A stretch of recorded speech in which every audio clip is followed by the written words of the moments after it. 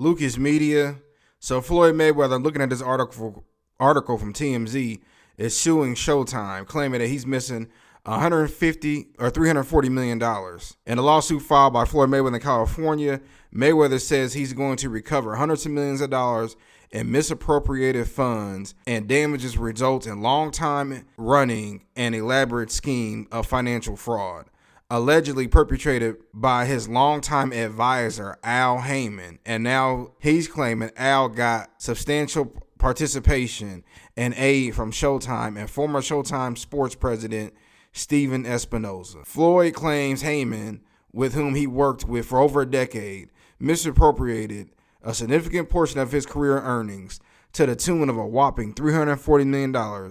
And he said he did so with the help of Showtime and Steven Espinoza. Mayweather says the money is still missing and unaccounted for. Now, from what we do know, and I'll put an article, a link to the description, we do know that Floyd Mayweather was with the PBC, he was with Al HAYMON, he's made a lot of money. Two of the biggest paydays versus Conor McGregor and versus Manny Pacquiao, right, where he made $100 million per fight easy, right? Well, if this is true, if Floyd's actually suing Al HAYMON, I'm not surprised. It's been going on in boxing since the beginning of time.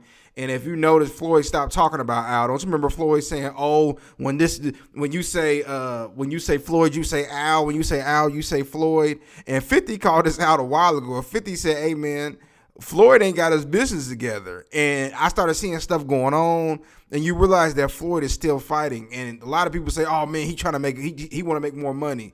The only time you see fighters still fighting after the age of 40 is because they need the money. And of course, he's spending a lot of money.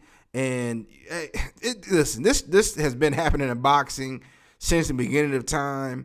Boxers have been getting robbed blind, and a lot of times it's because they don't have the right team around them. I don't understand it. You know, people try to say Don King did it.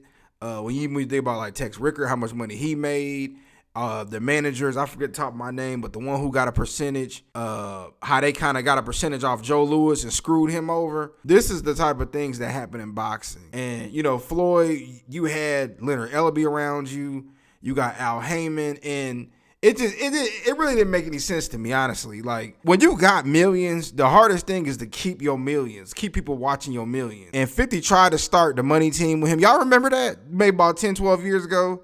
He tried to start the money team with Floyd, and he signed these fighters, and Floyd said, "Oh, I didn't want that." And he was really saying he's put up the money for his own fights, but Oscar and them was pretty much the ones running his fights. He didn't even have a LLC on Mayweather Promotions until like way after him and 50 had fell out. And it's unfortunate because Floyd was the pay-per-view king in boxing.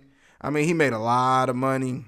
He spent a lot of money, and, you know, I really hope that this isn't true. And do you ever, honestly, when you think about it, right, everybody was running around talking about Al this and Al that. Do any of the PBC fighters ever talk about him anymore? Like, where is Al? Like, you used to even see videos of him walking around. You don't hear about him no more. And the PBC, everything went down with them, right? At one point, they were the creme de la creme. Everybody's making fun of Terrence Crawford for not signing with PBC. Oh, he crazy. But guess what? These guys don't fight anymore. When was the last time Earl Spence fought? Keith Thurman was on the shelf for years. We couldn't understand that. Who else was on the shelf? Danny Garcia, Adrian Broner, the list goes on and on, right? Like, they just got shelved at one point. And I hate it because as a diehard boxing fan, you want to see these guys fight as much as they can. And they do say things like that in a roundabout way. But, you know, it's just another thing that happens in boxing. And when you think about it, right, this is why people like Sugar Ray Leonard people admired him so much. And even why Devin Haney is getting talked about, he get a lot of flack because a lot of people try to say, "Oh, it's his father and all of this." But in reality, Devin Haney's not locked into a terrible deal. You see him go from Eddie Hearn to Bob Arum. He worked with Lou DiBella, and then his last fight was against a top-ranked fighter in Bob Arum. See, he's able to do that, and a lot of fighters wish they could. And honestly, I do too, because that would make the sport grow. But unfortunately, a lot of people are locked in these terrible deals. They don't want to fight. When you think about Virgil Ortiz and Boots, Oscar's not letting that happen. You see Turkey, first he said he was in, now he's reportedly out. So, but yeah, Floyd, man, he another fighter. If this is true, this is just another fighter that's gotten taken advantage of by the sport in boxing. And it's been happening since the beginning of time. But I just want to give my quick thoughts about it. What y'all think?